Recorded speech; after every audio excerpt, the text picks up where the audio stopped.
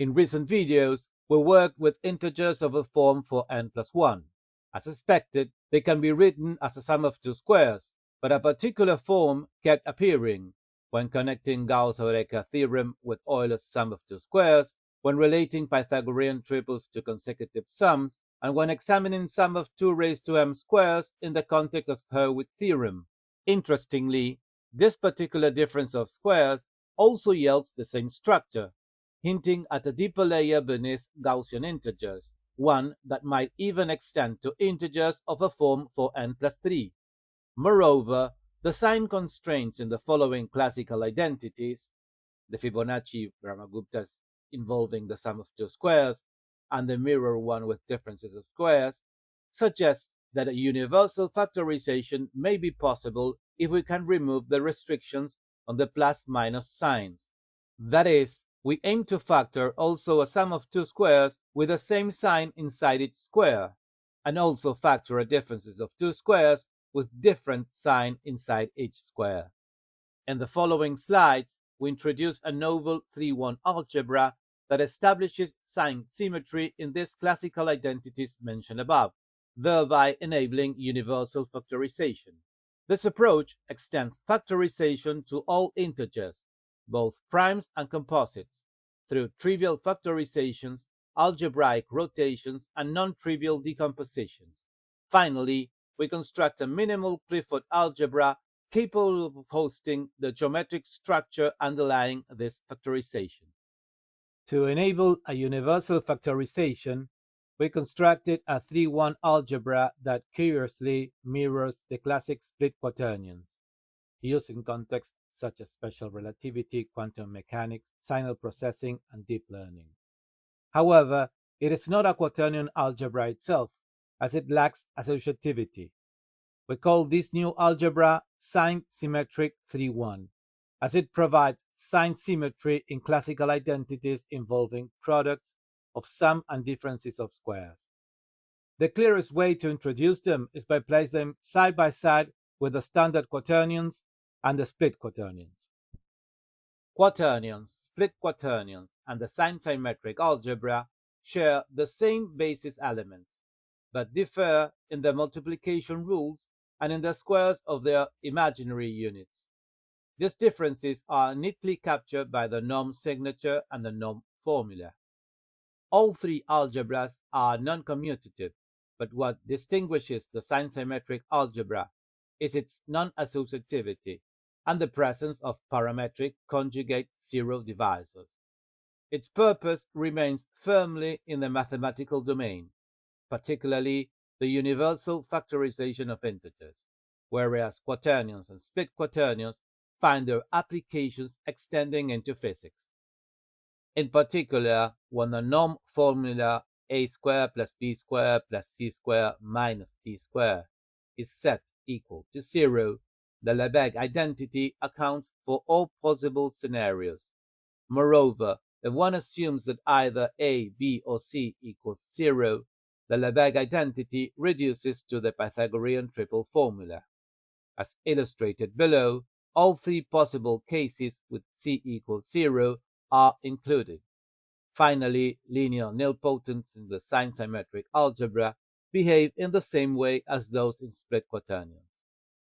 As a preview of what will be discussed in Section 3, a compelling conceptual insight and a beautiful paradox is that achieving full sign symmetry in multiplicative identities requires breaking symmetry elsewhere.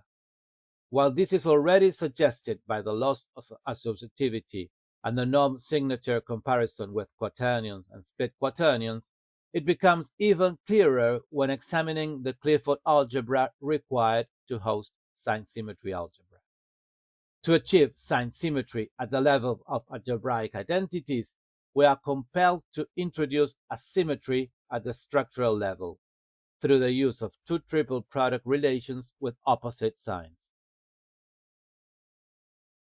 Gaussian integers are complex numbers of the form a plus bi, where a and b are integers and I squared equals -1. This algebraic structure retains many of the essential properties of the ordinary integers, including divisibility and unique factorization. Notably, it enables the factorization of certain primes. Those of the form 4n plus 1 can be factored within the Gaussian integers, while primes of the form 4n plus 3 remain irreducible. Sign-symmetric integers form the integer subring of the non-associative algebra SS31, consisting of elements of the form a plus bi plus cj plus dk, where a, b, c, and d are integers, where the generators satisfy I square equals j square equals minus 1 and k square equals plus 1. The Gaussian integers are naturally embedded within sign-symmetric integers by setting c and d equal to 0. Yet, the algebra exhibits a richer factorization landscape. Primes of the form 4n plus 3, which are irreducible in Gaussian integers, always admit at least a trivial factorization, plus algebraic rotations, and may allow for non-trivial factorization as well. Furthermore, Gaussian integers exhibit algebraic rotations too, and may admit non-trivial factorizations. Let's consider those previous examples, 137 and 191. Within the framework of sign-symmetric integers, these primes display not only their trivial factorizations, but also admit non-trivial factorizations and algebraic rotations. In the domain of integers, sum of two squares can be factored as product of sum of two squares, and differences of squares as product of differences of two squares. However, the sign choices are restricted, alternating signs in the first case and identical signs in the second. By contrast, the framework of sign-symmetric integers unlocks 4 additional sign combinations, allowing identical signs in the first case and alternating signs in the second.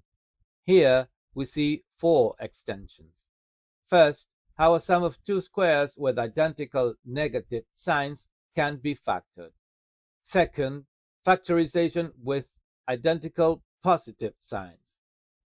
Third, how a difference of two squares with alternating signs, positive then negative, admits a factorization. The fourth case reverses the alternation with negative then positive sign. Notice that the first two cases apply only to integers representable as a sum of two squares. The next two cases for integers that can be expressed either as a sum or as the differences of two squares. Beyond these, there are 2 additional cases. One is the case of algebraic rotations, which covers all integers except even numbers that are not sum of two squares. The final case captures precisely those remaining even numbers, completing the framework. When working with primes for n plus 3, uncovering non-trivial factorization involves analyzing how the sum, the square of 2n plus 2 plus the square of 2n plus 1, can be written as a product of two sums of two squares. This is equivalent to listing the divisor pairs of this sum of two squares and decomposing each into a sum of two squares, a possibility guaranteed by Euler's theorem. In an earlier set of videos, we presented a handful of methods for this, many based on infinite descent, including one that may be Fermat's unpublished procedure. So far, we have illustrated the prime 191 as a difference of two squares with positive then negative signs. Let's now look at 63, again as a difference of two squares, but this time with negative then positive signs. When working with primes for n plus 1, uncovering non-trivial factorization involves analyzing how the difference x squared minus y squared can be expressed as a product of two differences of squares. This process is equivalent to exploring the divisor pairs of x squared minus y squared. If a divisor has only one prime factor u, it can be expressed as the square of u plus 1 over 2 minus the square of u minus 1 over 2. If the divisor has two prime factors u and v, it allows 2 raised to 2 minus 1 distinct expressions. If the divisor has 3 prime factors u, v, w, it allows 2 raised to 3 minus 1 distinct expressions. More generally, a divisor with m prime factors can generate 2 raised to m minus 1 distinct expressions. Our working example is the prime 137, which fits the case of a sum of two squares with both negative signs. In this setting, we discover three distinct non-trivial factorizations. But 137 also admits representation as a differences of two squares, this time with signs first positive and then negative. In that case, we obtain just one single non-trivial factorization. We have explored two distinct non-trivial factorizations for a prime for n plus 1. The first case, with negative signs, involved this factorization, and the second case, with positive negative signs, corresponded this other factorization. There's also a third case with positive signs with this factorization, here applied to prime 113, and a fourth case with negative positive signs with this factorization, here applied to prime 13. All integers admit a trivial factorization, either of the first kind, just like the Gaussian integers, of the second kind, or of the third kind, for even numbers not expressible as a sum of two squares. That is, not divisible by 4 and including at least one prime factor of the form 4n plus 3 raised to an odd exponent. When trivial factorizations of the first or second kind exist, they may also give rise to algebraic rotations and non-trivial factorizations. In contrast, integers that only admit a trivial factorization of the third kind do not allow any non-trivial factorization. An integer is called sign-irreducible under the sign-symmetric algebra if it admits no non-trivial factorization of the first or second kind within the algebra. Non-trivial factorization of odd composite integers are handled similarly to those of primes in sign-symmetric algebra. Just like primes over the form for n plus 1, odd composites that can be written as sum of two squares can be treated in dual fashion, both as sum of two squares and as differences of two squares. That is, they admit non-trivial factorization of the form u plus vi and also as u plus vk. By contrast, odd composites with at least one prime factor of the form for n plus 3 raised to an odd exponent, thus not representable as sum of two squares, can only offer non-trivial factorizations in the form u plus vk. Another major caveat regarding non-trivial factorizations of composite integers concerns the treatment of the 2 raised to alpha factor. When dealing with even composites, where every p sub I is a prime factor of the form for n plus 1, we note that 2 raised to alpha sub 0 is always expressible as a sum of two squares, either if alpha sub 0 is even or if it is odd.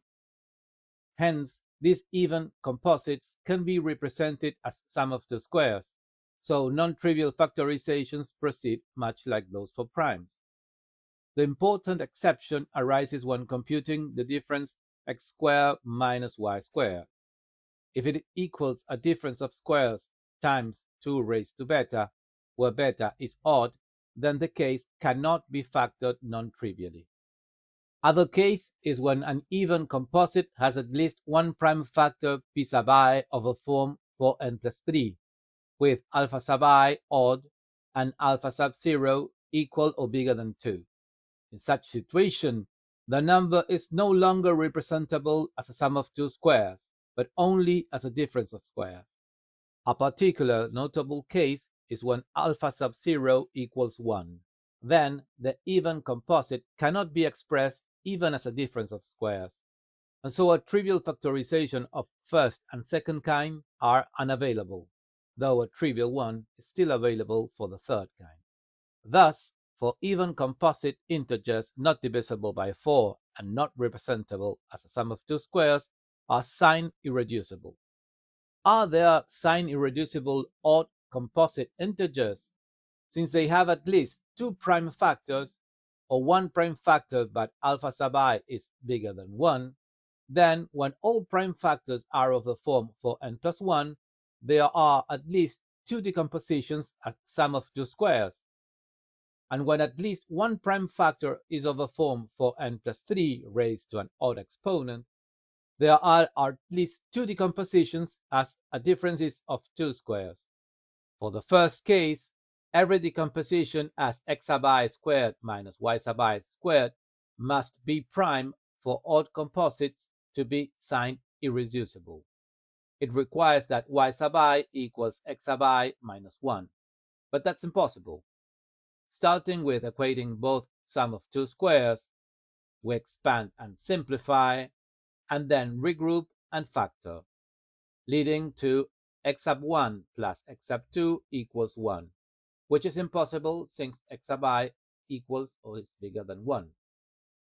For the second case, every decomposition as sum of two squares must be prime for odd composites to be sign-irreducible. So there may be cases where every decomposition as sum of two squares are prime.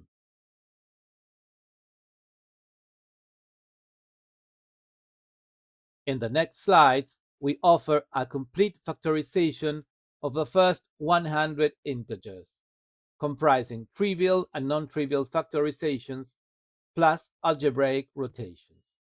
Press pause as needed.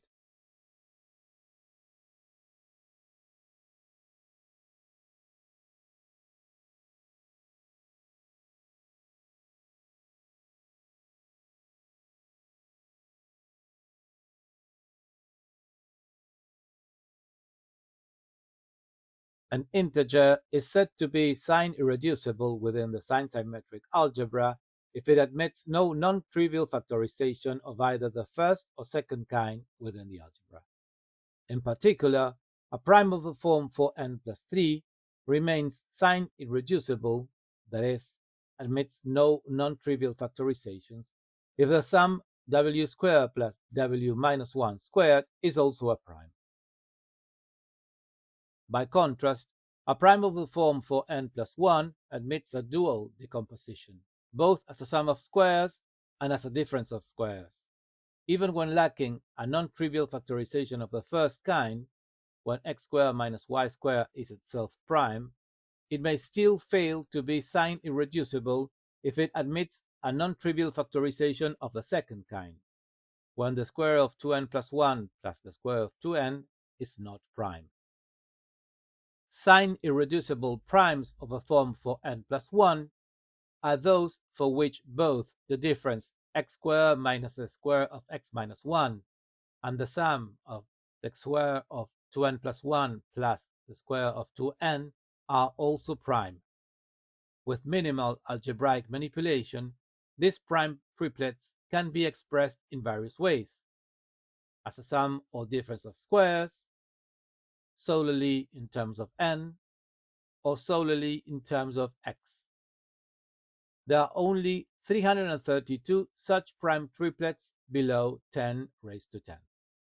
All of these primes for n plus 1 are congruent to 1 modulo 60, with a single exception of 5. Since the square of 2n plus 1 plus the square of 2n equals 4n times 2n plus 1 plus 1, it follows that all the other primes in this family are also congruent to 1 modulo 60, except for 13. Therefore, 15 divides n, which equals x times x minus 1 over 2, in all these primes for n plus 1. We first check that 3 divides n. If x is congruent to 2 modulo 3, then 2x minus 1 is congruent to 0 modulo 3. So 2x minus 1 would be a multiple of 3, and thus not prime. If x is congruent to 1, then x squared is congruent to x, hence x squared minus 1 is congruent to 0 modulo 3. If x is congruent to 0, then x squared is congruent to 0. So x times x minus 1 is congruent to minus x, which is congruent to 0 modulo 3. In all cases, except the excluded x equal 2 case, 3 divides x times x minus 1. thus divides n. We now check that 5 divides n.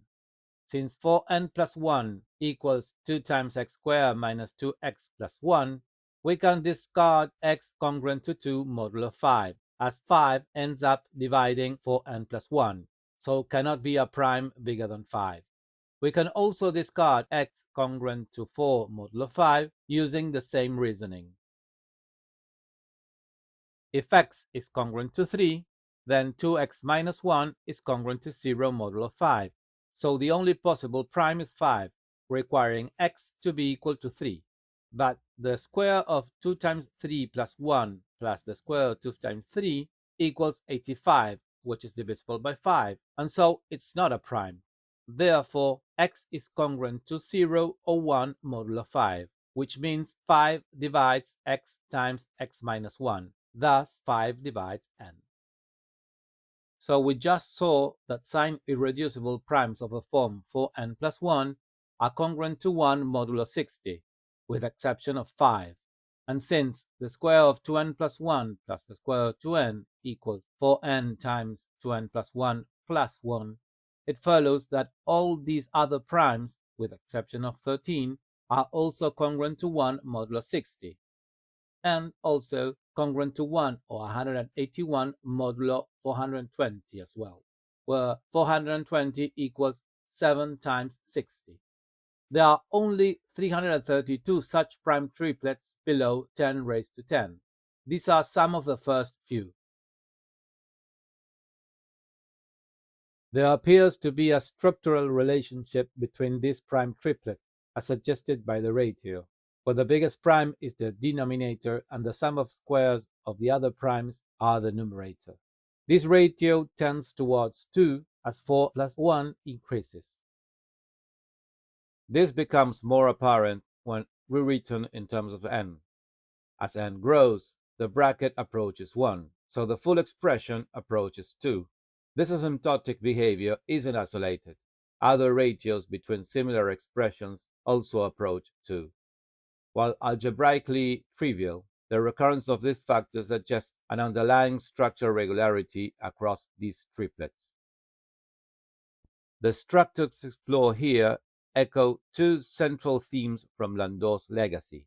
First, 2 primes in these triplets correspond to 1/2 of expressions of the form m squared plus 1, recalling Landau's fourth problem, which asks whether there are infinitely many such primes.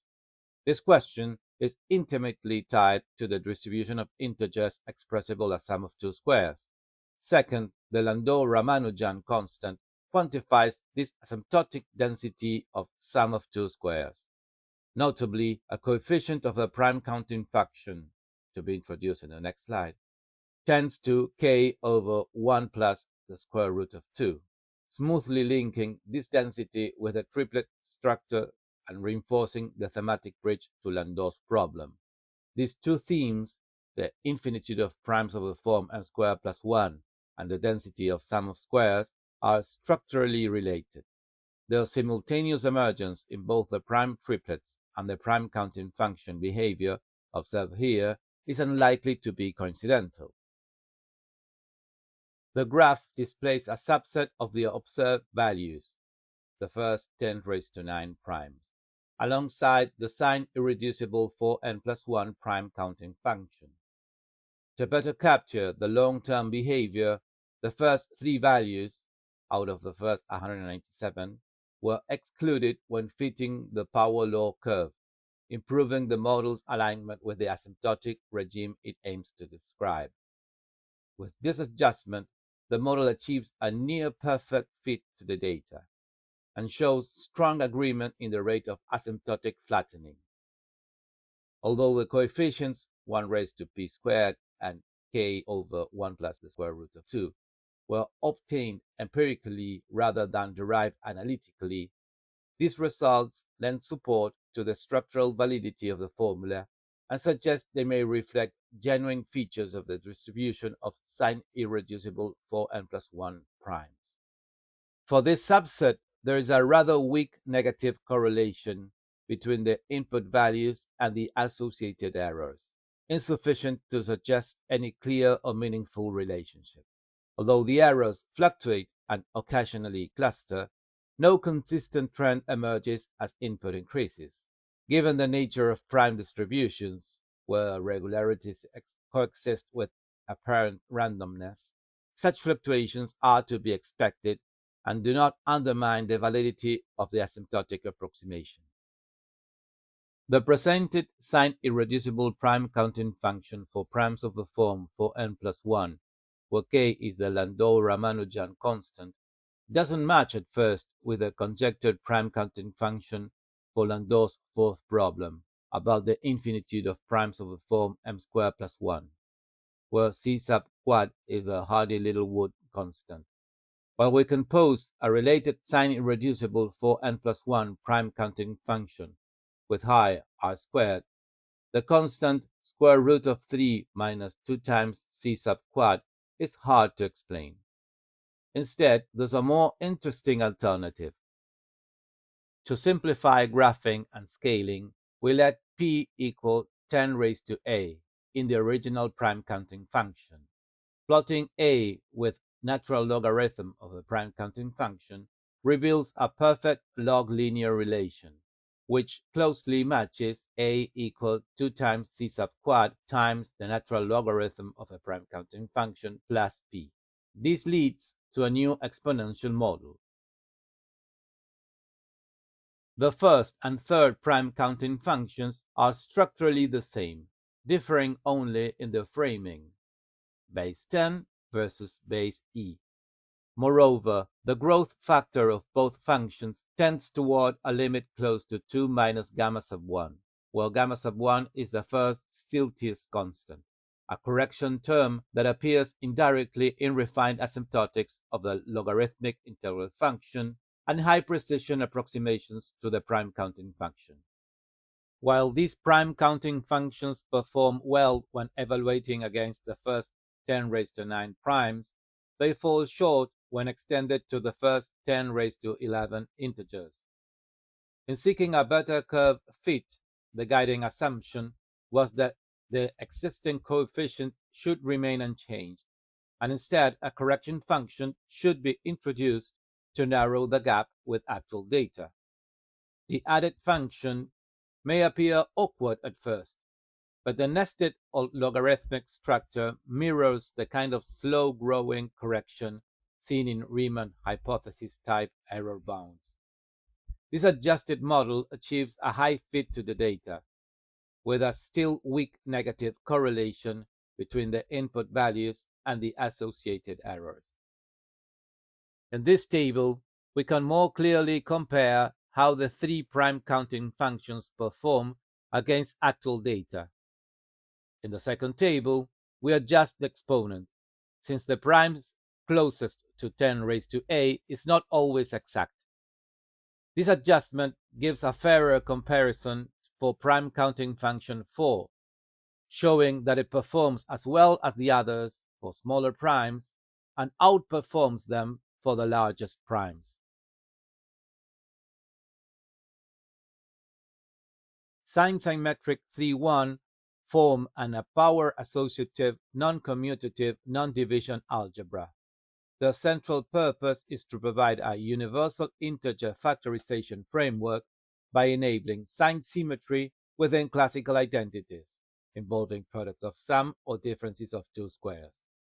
This algebra has norm signature 3-1, comprising a scalar and three complex basis elements, with these multiplication rules.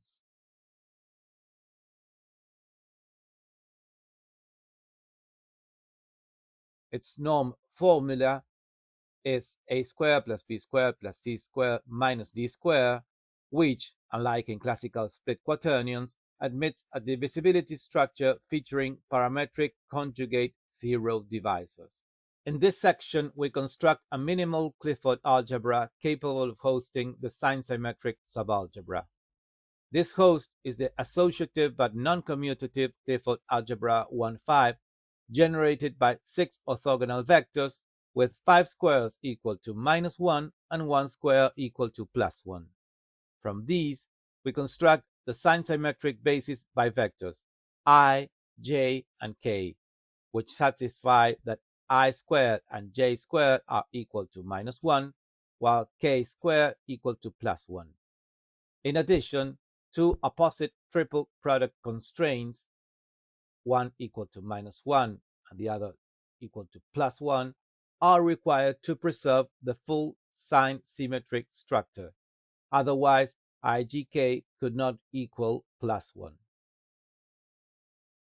This diagram captures the full structure of the sign-symmetric algebra 3.1 and its embedding within the Clifford algebra 1.5. The bivector definitions, together with the square rules of the 6 orthogonal vectors and the triple product constraints, fully recover the multiplication rules of sign-symmetric 3.1. We'll run through them all, one by one, quickly and without commentary, showing the equivalence of left and right-hand sides of the equal equation.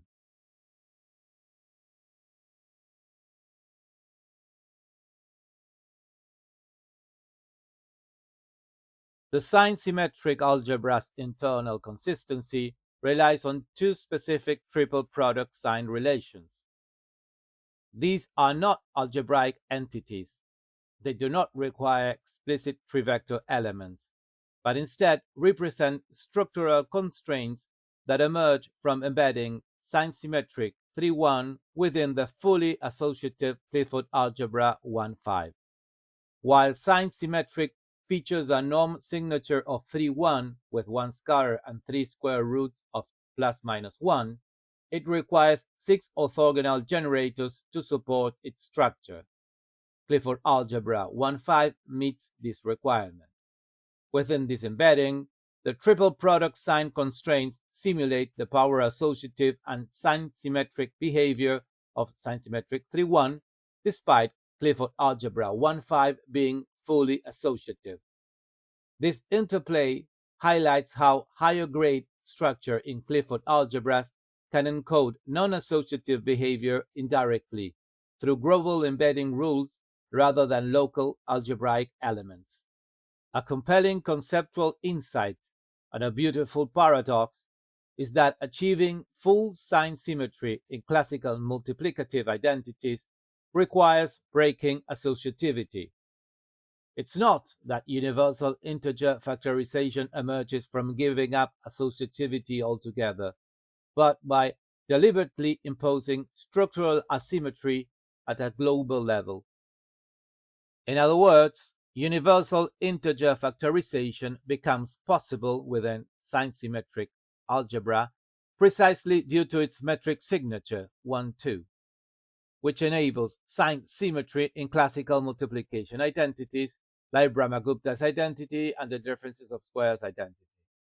This metric signature disrupts associativity as provided by quaternion and Clifford algebras, yet retains structural coherence. Clifford algebras, in fact, can host sign-symmetric with its metric signature 1,2, thanks to the opposite triple product constraints, allowing it to inherit certain structural behaviors while losing full associativity. Transitioning from quaternions to octonions, we lose full associativity, but alternative associativity survives. Moving from octonions to sedenions, even alternative associativity is lost, but power associativity holds. Sign-symmetric 3.1 is a power associative but not fully associative algebra, retaining a specific structural identity that compensates for the loss of associativity. Associativity within sign-symmetric 3.1 algebra has two layers of depth. At the layer of trivial factorizations, like the sum of two squares and the difference of two squares, the algebra is fully associative by following familiar patterns from complex numbers and hyperbolic extensions. Instead, at the layer of non-trivial factorizations, only power associativity holds globally. And while alternative associativity is lost, sign-symmetric can provide instead mirror non-trivial factorization identities for bilinear combinations of I, j, and k in X and Y.